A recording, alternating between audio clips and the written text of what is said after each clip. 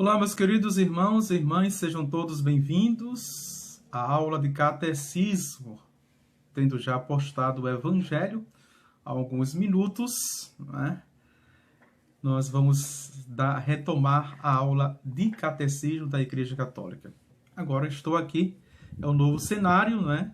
Acredito que quem me acompanhava no início das aulas sabe que aqui é o meu escritório, né? E também a minha biblioteca, a sala onde eu estudo, certo? Então vamos. Vocês estão vendo aqui ao meu lado, talvez pela tela seja o meu lado esquerdo, uma coroa. Essa coroa no quadro, né? Essa coroa veio da Terra Santa de Jerusalém. É uma réplica da coroa, né, que colocaram na cabeça de Jesus, tá certo? E vem uma oração da Santa Cruz nela, né, em aramaico, só para contextualizar. Talvez vocês estejam vendo, não é? Para contextualizar, e nesse tempo tão importante que Jesus vai ser coroado com a coroa de espinhos. Mas vamos compartilhando, vamos transmitindo, curtindo e comentando, participando da aula, certo? Quem está chegando agora na página é a aula de catecismo. Estamos na terceira parte, não é? Que é a teologia moral da Igreja e a doutrina social também da Igreja Católica, dentro dos 10 mandamentos. Estamos na página 550, e estamos vendo agora as virtudes teologais. Vimos na última aula, a aula de ontem, pela manhã, a fé. Foi a fé, a virtude da fé. E dentro da fé vimos as dúvidas voluntárias, as dúvidas involuntárias. Vimos também, não é, o artigo a incredulidade.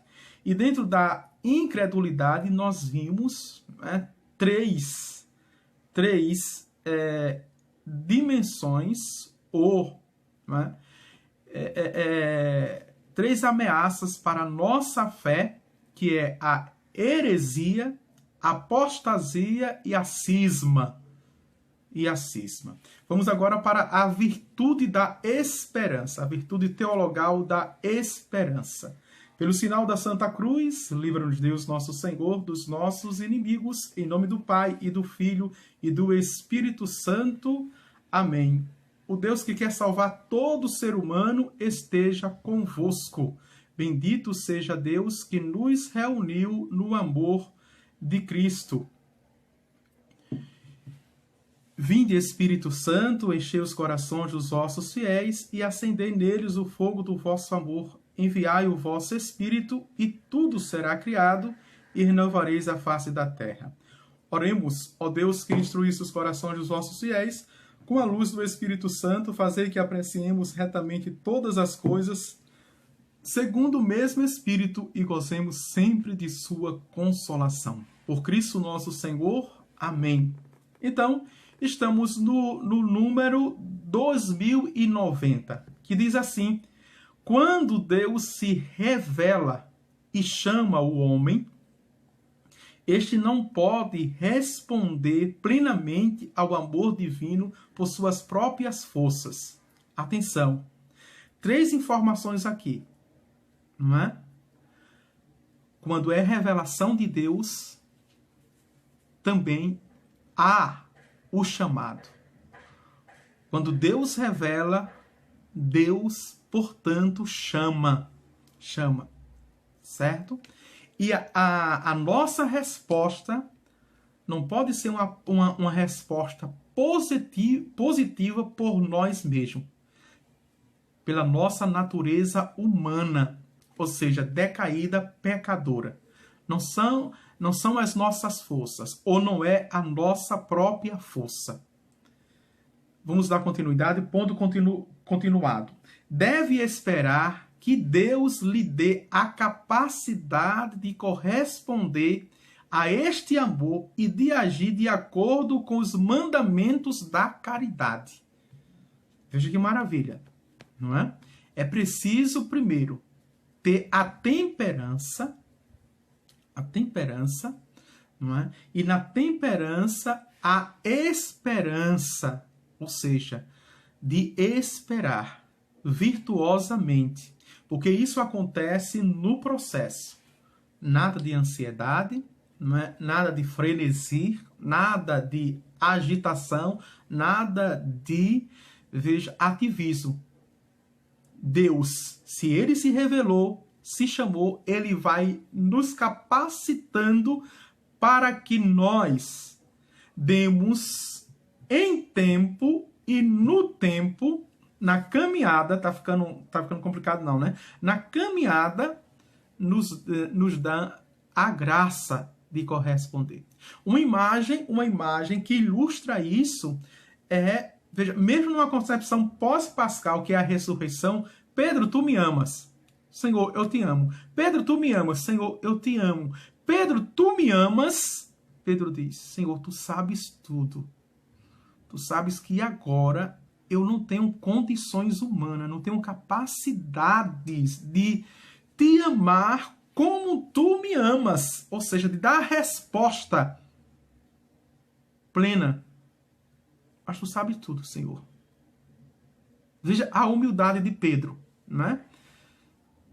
Pedro, tem paciência comigo, Senhor. Dá-me forças que eu vou correspondendo. Me ajuda, Senhor. Me ajuda a ser melhor. Me ajuda a te ter e a te colocar exclusivamente como Senhor da minha vida. É isso que Pedro disse. Isso que Pedro disse. Veja Paulo, outro exemplo, Paulo, que me veio agora. Senhor, tira o espinho da minha carne. O Senhor diz o quê? A minha graça te basta. Basta a minha graça. Cuidado, Paulo. Não é? Para não voltar ao velho Paulo de querer fazer tudo por força, por inteligência, por violência. Não. A minha graça te basta. E a terceira coisa aqui que o Senhor nos ensina, veja, é ter paciência comigo mesmo. É você ter paciência com você mesmo. Não é? E essa paciência requer o quê? Conhecimento, não é? Discernimento entre o bem e o mal, as qualidades e os defeitos, as virtudes e os vícios, não é? E me amar, um processo de reconciliação, de amorização, de auto-perdão. Sobretudo, aquilo que eu queria ser e ainda eu não sou. Viu? Tem pessoas que são indiferentes com elas mesmas, incrédulas com ela mesma. Não é? Tem pessoas que não se amam, porque olham para outras pessoas, não é? E constatam o desenvolvimento, o crescimento, o avanço na ordem humana que outros tiveram e olha para si, não é? E não percebe isso. E tem pessoas que se machucam, tem pessoas que se ferem, tem pessoas que são impiedosas com elas mesmas. O Senhor está dizendo, tenha paciência contigo mesmo. Espera o teu tempo, a tua vez. Isso não é cruzar os braços, isso não é se conformar. Não, porque o Espírito que o Senhor nos deu, se é a terceira pessoa da Santíssima Trindade, o Espírito Santo, é um Espírito, o Espírito que não nos deixa conformado. Veja, não nos dê um espírito de temor, um espírito de covardia, mas um espírito de coragem. Não vos conformei com este século, mas transformai-vos. Isso serve para mim também, de ordem pessoal. Não se conformar, mas se transformando. Mas atenção, não é pelagianismo. A heresia que o Papa diz que voltou, e voltou com força. é poder de Deus na minha vida, é graça de Deus na minha vida. Vamos avante? A esperança é o guardar confiante da bênção divina e da visão beatífica de Deus. Vejam o que é esperança. É o aguardar confiante da bênção divina e da visão beatífica de Deus. É também o temor de ofender o amor de Deus e de provocar o castigo. A virtude da esperança, primeiro, é aguardar a bênção de Deus na minha vida. Segundo, ter essa visão beatífica pelos dons e as graças que Ele vai me conceder. Terceiro, o temor de ofender o amor de Deus e também de provocar o seu castigo. Isso é esperança. Vejam, o que o catecismo coloca para nós quatro colunas que nos sustenta. A esperança não é eu ter coisas materiais, não é eu ser rico, não é ter segurança aqui no mundo, não. Mas é de ordem espiritual interior, na ordem da graça, na ordem divina. E tudo mais vos será acrescentado. Mas, padre, eu não terei nada aqui, eu morarei embaixo do viaduto, da ponte, não. Mas tudo é consequência diante da bênção de Deus na sua vida. Ele olhou para a tua humildade e por isso encontraste graça diante dele. Vejam, Nossa Senhora teve tudo e se manteve simples, humilde em todos os aspectos.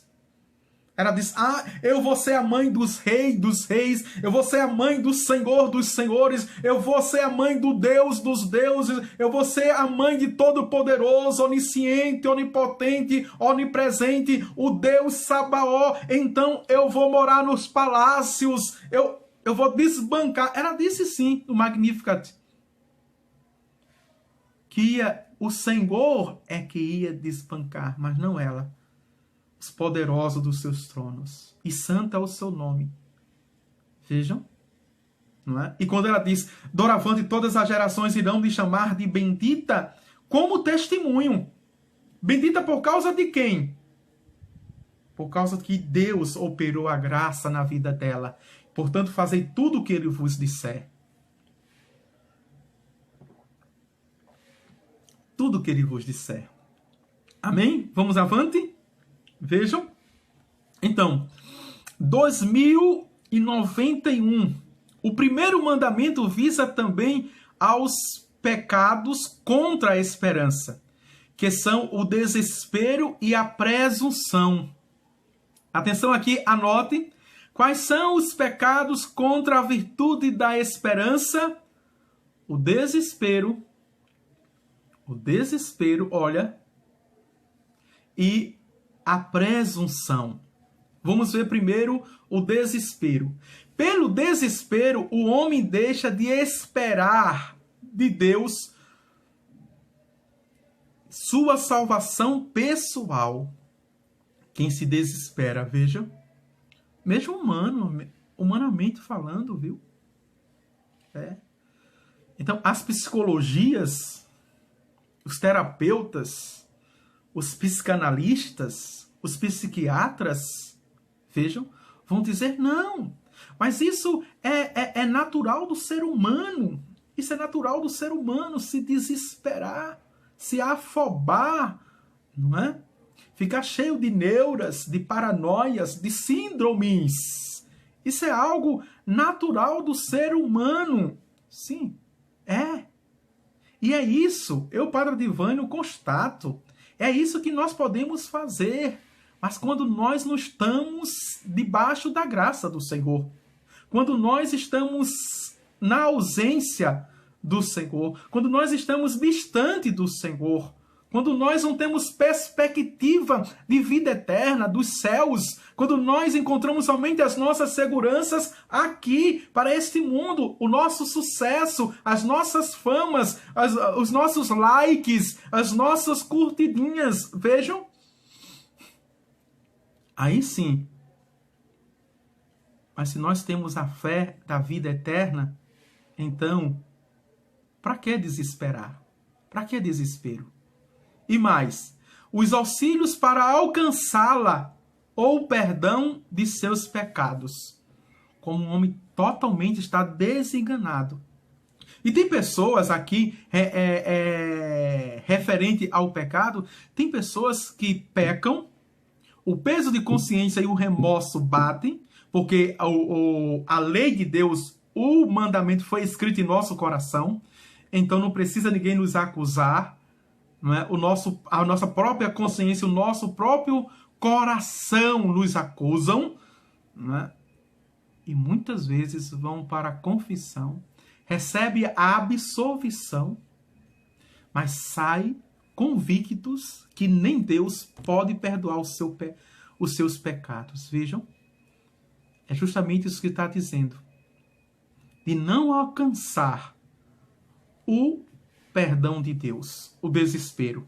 Vamos avante. O desespero opõe-se à bondade de Deus. Aqui está claro, não precisa nenhuma explicação.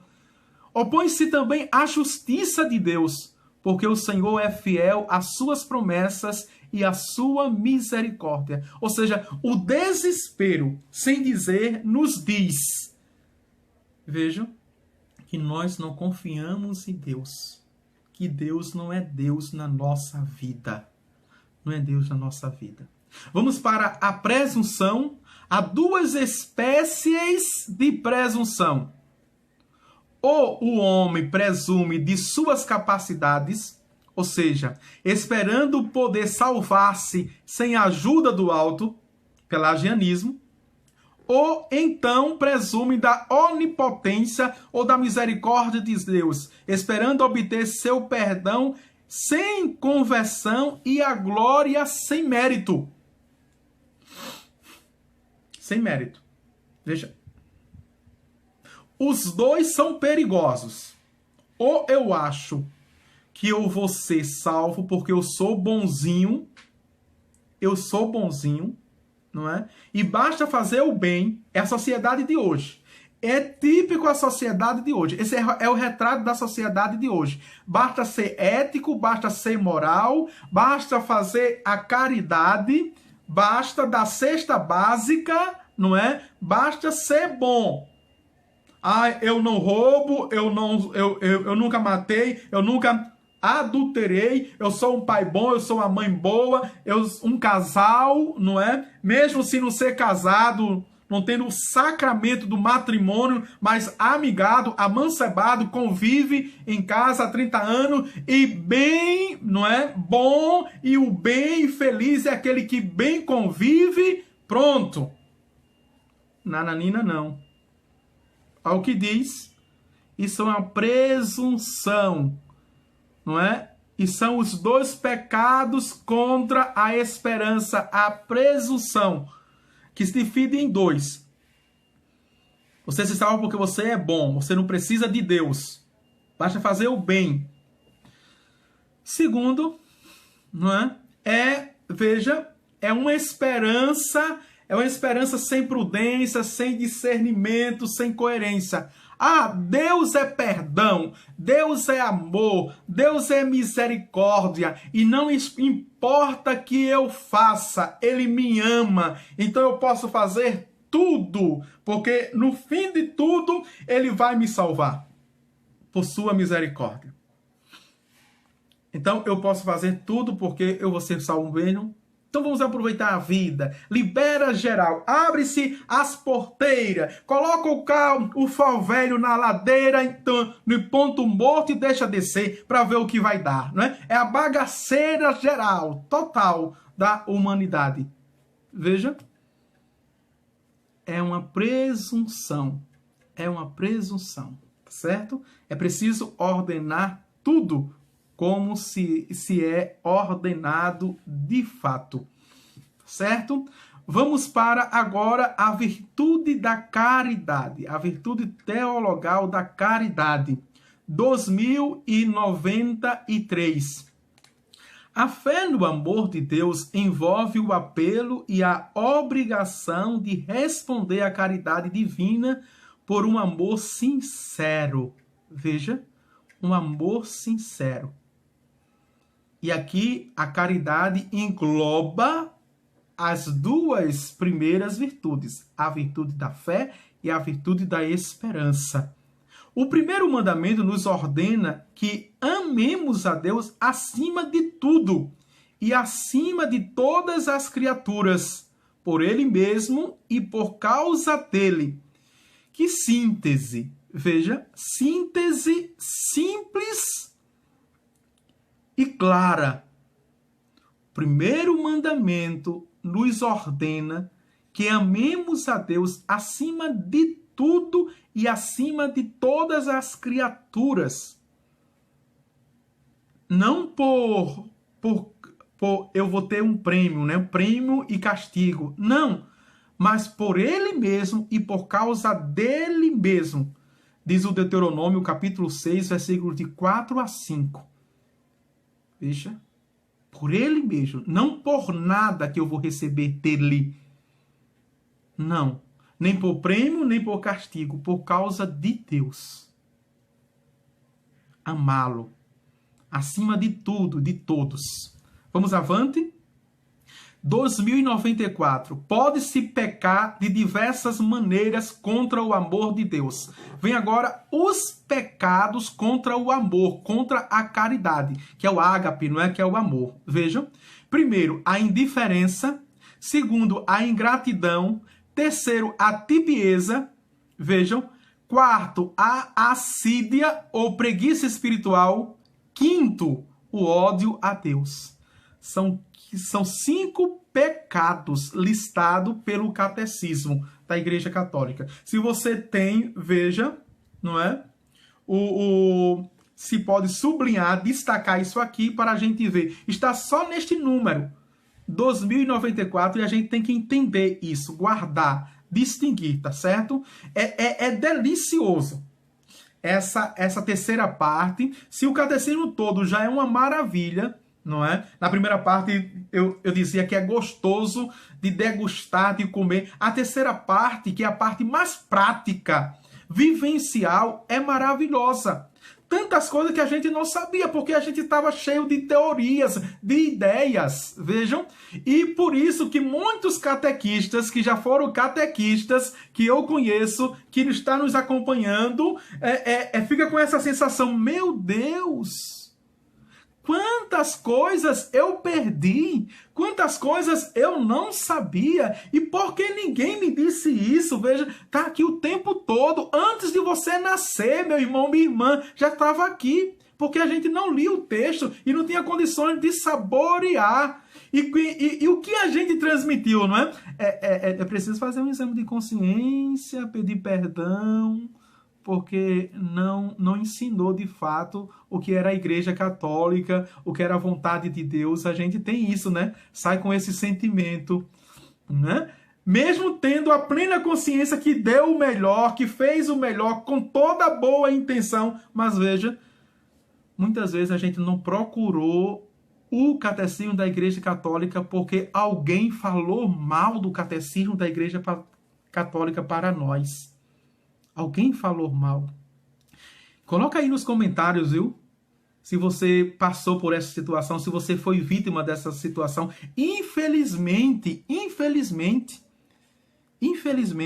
às vezes até seminaristas, às vezes até padres, às vezes até bispos, religiosos e religiosas, que preferiram indicar um teólogo tal, um pensador tal, do que o próprio catecismo da Igreja Católica. E veja aqui, nos diz com tanta clareza os perigos, os pecados contra a fé, contra a esperança e contra a caridade, o amor, que nós não sabíamos. Pecávamos sem saber. Vamos avante? Então, Pode-se pecar de diversas maneiras contra o amor de Deus. O primeiro pecado, a indiferença. Anote aí no seu diário. A indiferença, que é negligenciar ou recusar, veja, a consideração da caridade divina. Menospreza a iniciativa de Deus em nos amar e nega sua força. Ou seja, eu sou indiferente ao amor de Deus. Eu sou indiferente à misericórdia de Deus na minha vida. Eu sou indiferente à visão que Deus é Pai e que me ama. E eu tenho dificuldade, o nariz está coçando, eu tenho dificuldade de me colocar na presença dele como filho. Amá-lo e me deixar amar. Vejam. O segundo pecado contra o amor, a ingratidão. Omite ou se recusa a reconhecer a caridade divina e a pagar amor com amor. Veja. Se eu sou indiferente, claro, consequentemente é a ingratidão. Se eu não reconheço, se eu não aceito o amor de Deus, então, não é? Eu me recuso a reconhecer este amor na minha vida. Não é? E aqui eu pergunto, se eu não vou à fonte, se eu não reconheço o amor de Deus, eu amo com qual amor? A gente só dá aquilo que a gente tem. Ninguém dá o que não tem. Só o que a gente tem. Vejam. A ingratidão. Em última análise, todas as espécies, todas as modalidades de ingratidão, em última análise é isso. Porque eu não aceito, não reconheço o amor de Deus na minha vida. O terceiro pecado é a tibieza. É uma hesitação ou uma negligência em responder ao amor divino. Podemos implicar a recusa de se entregar ao dinamismo da caridade. Veja, vasos comunicantes. Efeito dominó.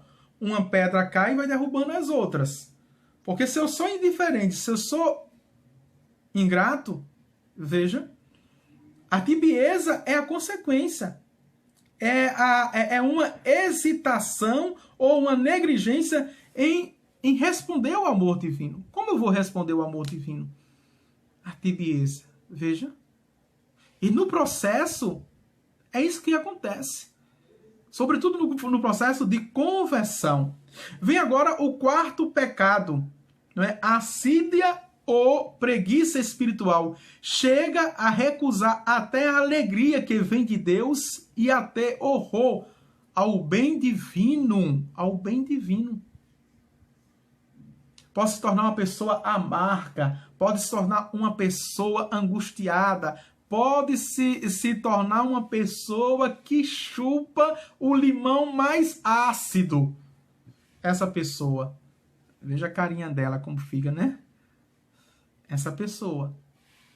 Vamos para o quinto, o ódio a Deus. Se eu sou indiferente, o primeiro pecado. Veja, se eu sou ingrato, o segundo pecado contra o amor. Se eu sou tíbio, o terceiro pecado.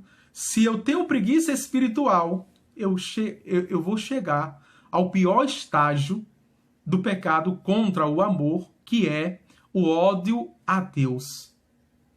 E esse ódio a Deus, diz o catecismo, que é o orgulho. Opõe-se ao amor de Deus, cuja bondade nega, e atreve-se a maldizê-lo como aquele que proíbe os pecados e inflige as penas. Vejam. Então, eu odeio a Deus, por quê? Não é? Porque eu não reconheço, Deus não existe.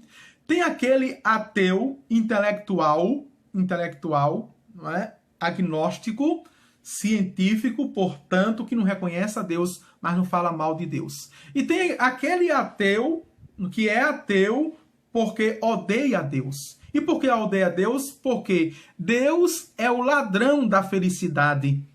Deus é o ladrão do prazer. Deus é o ladrão das minhas vontades. Deus proíbe eu ser feliz. Deus não me deixa ser feliz.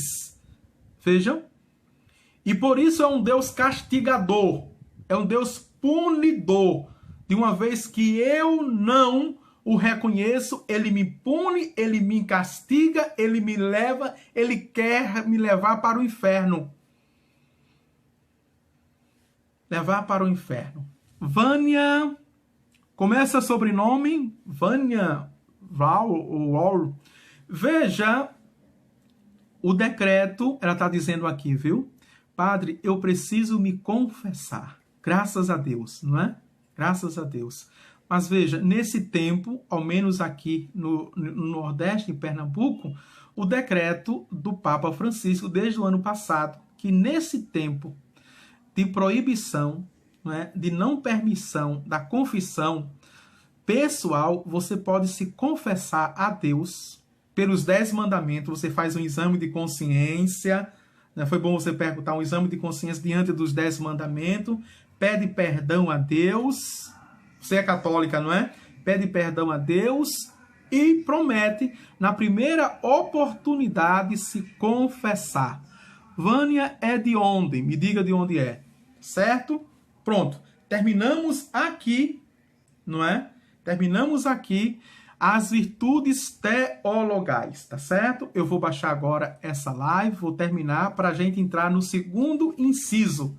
Só a ele prestarás culto. Aí vem aqui os cultos. Vamos ver tudinho, não é? A adoração, as formas de culto a Deus, tá certo? O Senhor esteja convosco, Ele está no meio de nós. Abençoe-vos Deus Todo-Poderoso, o Pai, o Filho e o Espírito Santo. Amém.